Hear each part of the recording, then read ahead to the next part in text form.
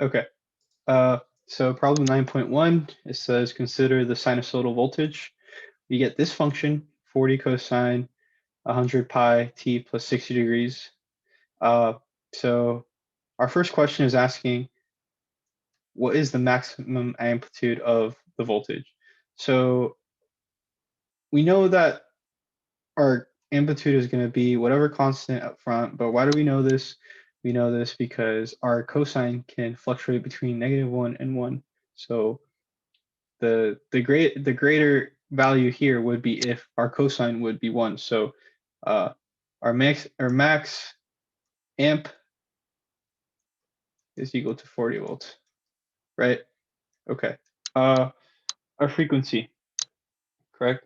So we know that period equals 2 pi, oh, not pi, it's not a pi, 2 pi over angular frequency equals to 1 over the frequency. So if we combine these two, we know that angular frequency is equal to 2 pi times the frequency. So we know that the angular frequency is 100 pi, right? So we know that our angular frequency is 100 pi. So 100 pi equals 2 pi f. So then we can go ahead and it's f over, f equals 100 pi over 2 pi, so we get 50 hertz. Okay. Frequency in radians per second, right? So we literally just multiply, go ahead and plug this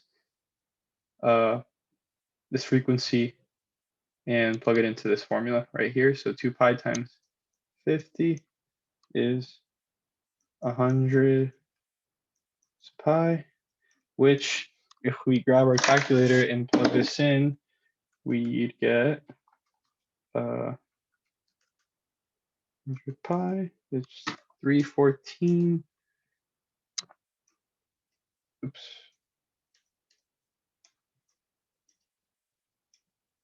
314, not 3.14, 314 point, and then we'll just round it to this rad sec. Okay. What is the phase angle in radians, right? So our phase angle would be 60. So 60 times, to go from degrees to radians, we multiply by 2 pi over 360. These are the same. 1, 6, this would be pi over 3, I believe. Pi over 3, which pi over 3 would be 1.05. Let's round it to 05 because it's 1.4047 rad over seconds. Okay. All right. Phase angle in degrees. In degrees, it would just be 60. Right. So what is the period in milliseconds? So we know period is going to be 1 over the frequency, and we know our frequency is 50 hertz. So 1 over 50 would be 0.02 seconds. Right? What else? Okay. So then we go ahead. I'm gonna what is the first time at t after t equals 0 that V equals negative 40 volts? So we can look here. So you know we know how our table looks like, or our coordinate, I guess. So what we call it. Right. So you got 0, pi over 2, 3. No, it's pi. What am I saying? Yeah, pi. Let me pull this down. It's ugly pi. And then 3 pi over 2 positive. Right. So we know here that at pi it would be -1 if we were to plug it in. So what essentially we need to do is make the inside of this function 100 pi t plus 60 equal to pi. And we know 60 degrees is pi over 3, so 180 over 3, yeah. So pi over 3 equals pi. So now we want to solve for t, right? So pi minus pi over 3 over, I'm just going to plug this into the calculator. I'll just plug in Symbolab. 100 pi t plus pi over 3 equals pi, right?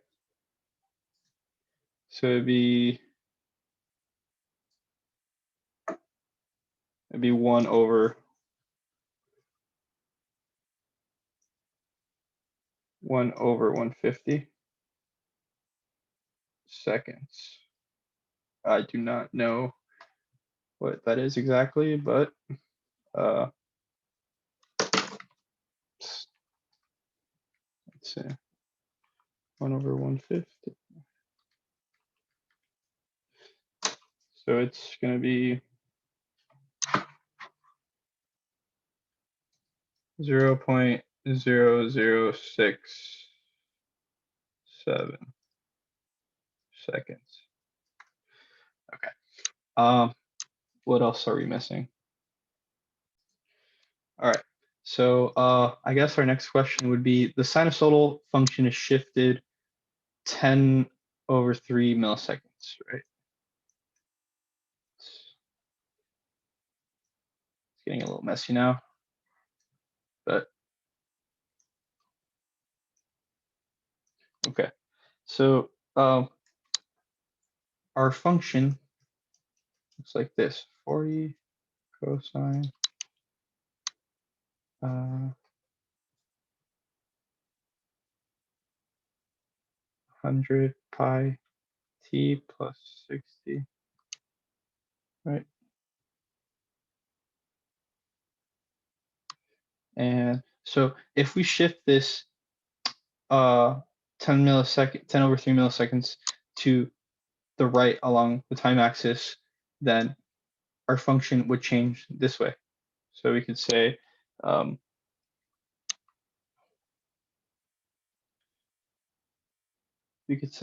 yeah, it's a cosine 100 pi t plus 10. So 10 milliseconds is 10 over 1,000 would be 1 over 100, so 0.01 seconds would be yeah, t minus 0.01 over 3 plus 60 degrees, which is also pi over 3, right? So the math gets looks a little messy now, but we'll do it here. 100 pi t minus pi over 3 plus pi over 3. So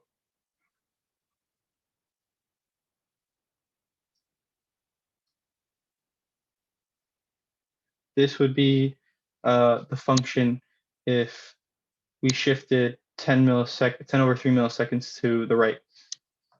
Okay.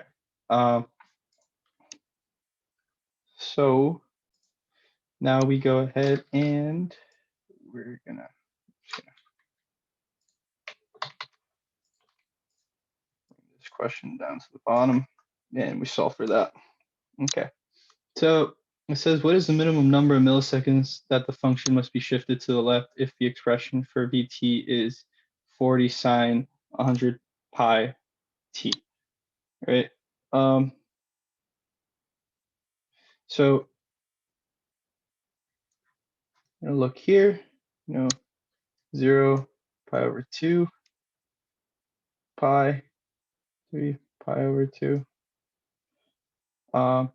Same thing, right? So we know the inside here, 100 pi t plus, we're gonna call whatever this shift is, x, right? And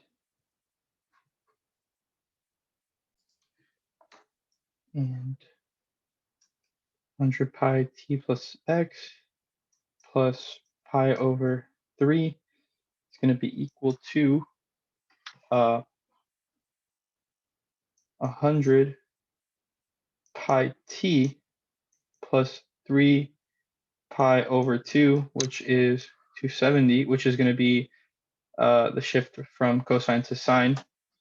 And we're going to solve for this. So 100 pi t plus 100 pi x plus pi over 3 is going to be equal to 100 pi t plus 3 pi over 2. These two are going to go away. 100 pi x is going to be equal to, so it's going to be 3 pi over 2 minus pi over 3. It'll be a 6. 9 pi minus 2 pi. Move this way, so we can say 7 pi over 6 times 1 over 100 pi, right? And we got 7 over 600, which is 0.1 or 0.116